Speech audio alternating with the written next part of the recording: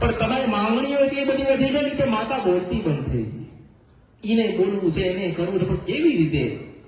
એને ખબર છે કે વાન દીકરો પરણાયેલો તો હવે એમ કે છે કે માં દીકરો તો પૈતે લગ્ન કરી દીધા તો માં હવે હારો દીકરો આવી ગયો.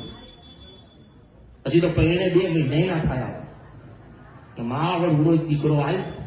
પણ દીકરો આવે એટલે કે માં હજુ દીકરાને ખોટ પડે, હજુ દીકરો આવ્યો. એટલે તમે માતાને નહીં પૂજતા, તમે દાસી બેહાડી કહેવાય માતાને. પછી કોઈ કામ થાય નહીં એટલે 10 વર્ષ સુધી ભુવાન ફર કરો. પછી શું કે માતાજી અમારી માતા તો પેલા કેવું કામ કરતી, હવે કામ નહીં કરતી.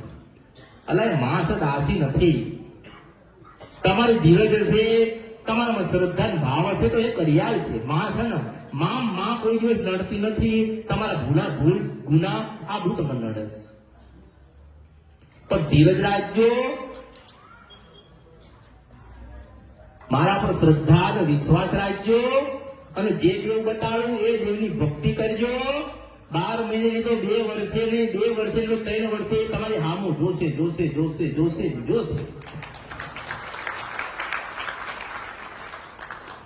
પણ પરીક્ષા લે પાછી હો. હા, પરીક્ષા લે. હવાર થાય ને કજિયો કરાવે. હું દીવો બતાવું તો હવાર થાય ને કજિયો થાય. કેમ કે પરીક્ષા લે. એમાં હું શું કરું? પછી કે આપણે માતા પાસે ગયા હતા ને દીવો જોડાવા માટે, તો કે આજે હવામાં ઝઘડો થયો. એટલે ઝઘડો ને થયો, પરીક્ષા લીધી, તું નપાસ થયો.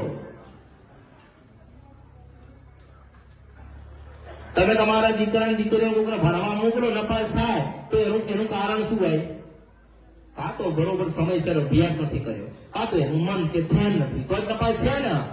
તો તમારે પાસ થવું હોય ને તો તમારું ધ્યાન, તમારું મગજ, તમારી જે બુદ્ધિ, તમારી જે શક્તિ હોય ને બધી દીવા ઉડીને તમારી માતા ઉડીને પહોંચાડી દો, એટલે તમે પાસ થઈ જશો.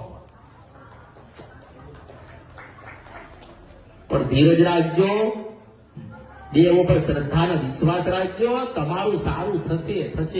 એક નહીં, તમારા 1000 કામ થશે. બસ શ્રદ્ધા રાખજો.